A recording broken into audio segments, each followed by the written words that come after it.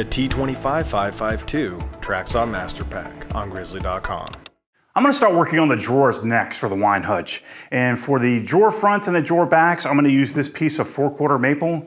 And for the drawer fronts, I want the grain to be continuous from one drawer into the next.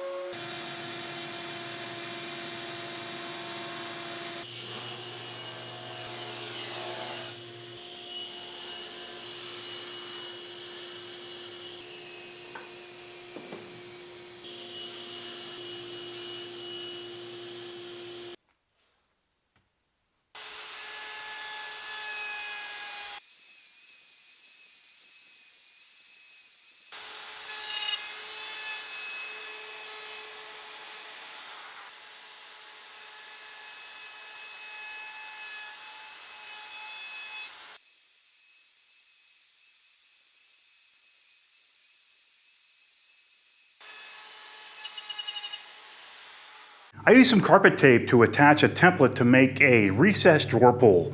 I'm going to hog out this material on the inside using a 1/4 inch diameter spiral bit. And on the horizontal portion, I'm going to inlay a piece of cherry that you can grab onto.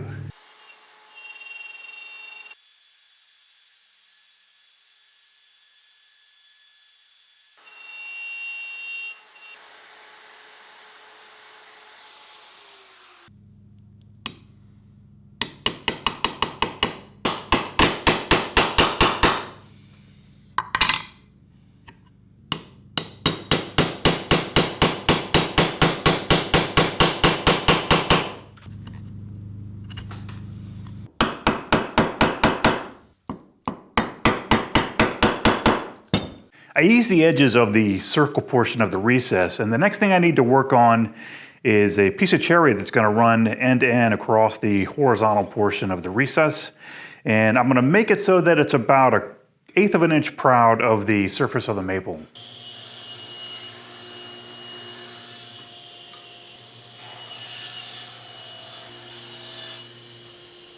In order to get the length for this piece of cherry that's going to get inserted into this horizontal section of the recess, I took the piece of cherry and I squared one end, and I'm just going to butt it up against the end of the left side of the horizontal recess, and then I'm going to make a mark with my marking knife.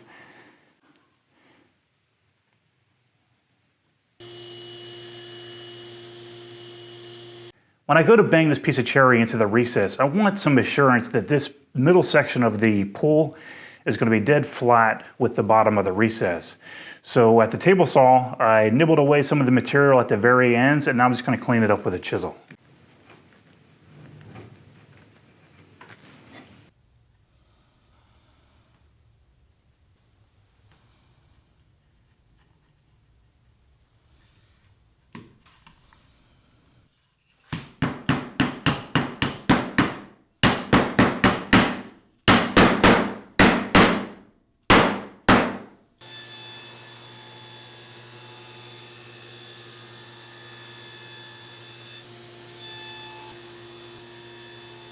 And these slots that I'm making with my stack dado set will receive the drawer bottoms.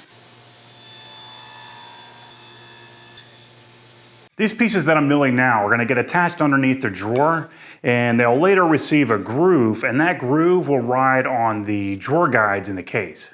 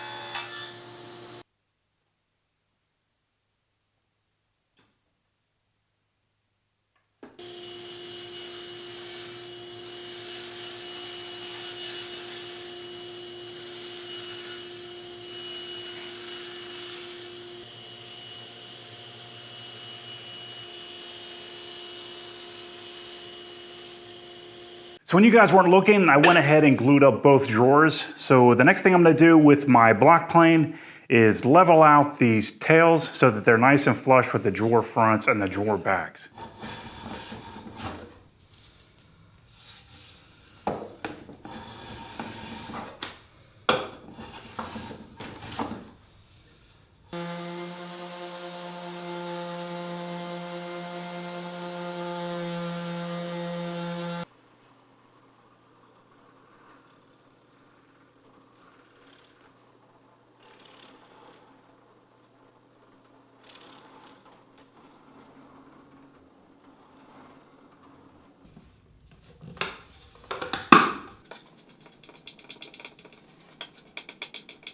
I'm going to next mill the runners from a piece of scrap cherry.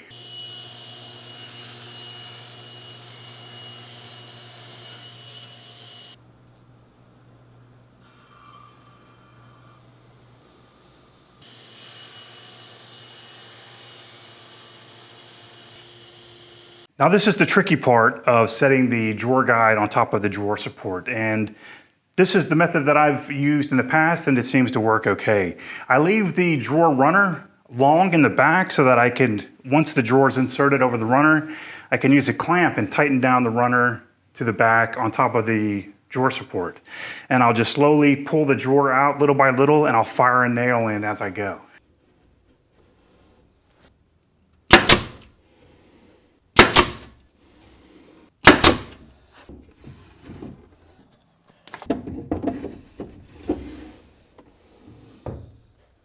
I need to next glue in the kickers, one per drawer. Kickers are what keep the drawer from tipping forward when you go to pull the drawer out.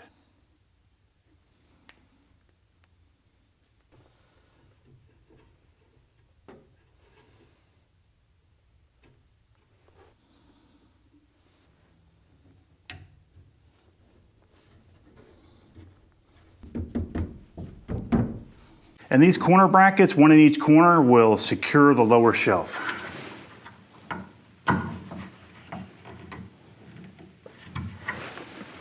For the shelves for this piece, I'm going to be using 3/4 inch thick cherry ply.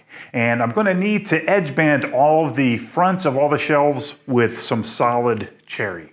So I'm going to cut those strips next that I'm going to be gluing onto the front edge. I need to next glue the edge banding on to each shelf. And to make glue cleanup a lot easier from the squeeze out, I applied some paste wax to each face towards the front edge. And I'm going to attach it with glue and I'm going to apply clamps. And I'm also going to use blue tape in between the clamps to hold this on while the glue cures.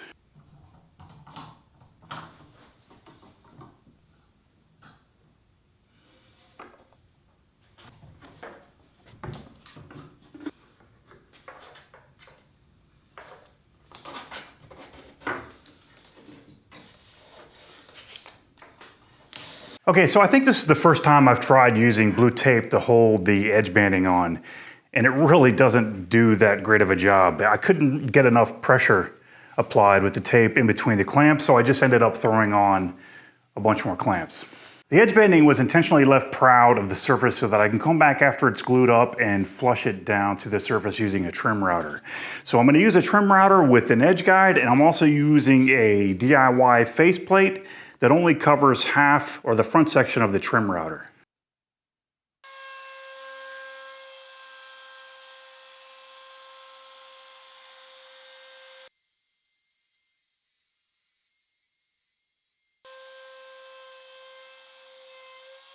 Now that I have the edge banding nice and flush to the surface, I can go ahead and rip all of the shelves to their final width.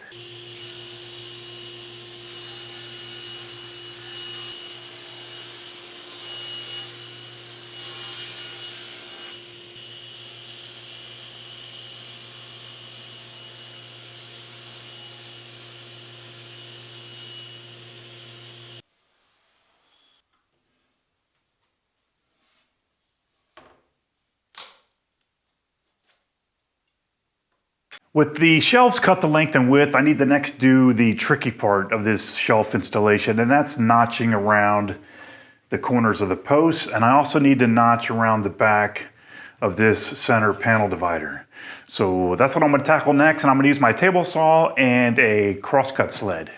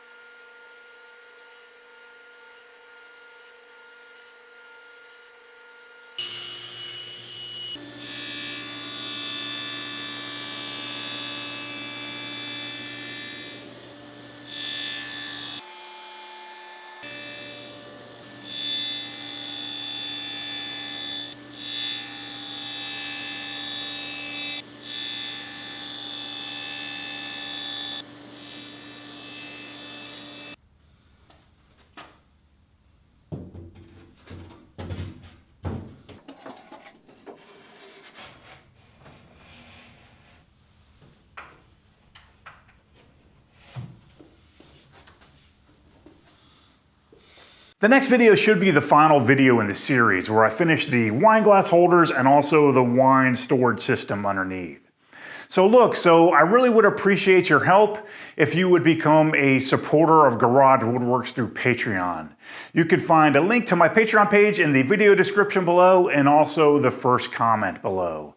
And if you're not already a subscriber to my channel, I hope you'll consider subscribing. I'll see you all next time for the finale. Be sure to check out my Amazon affiliate store where you'll find a lot of the tools that I use in my shop. You'll also find a brief description of the tool and what I think of it. You'll find a link to my Amazon store in the description of the video.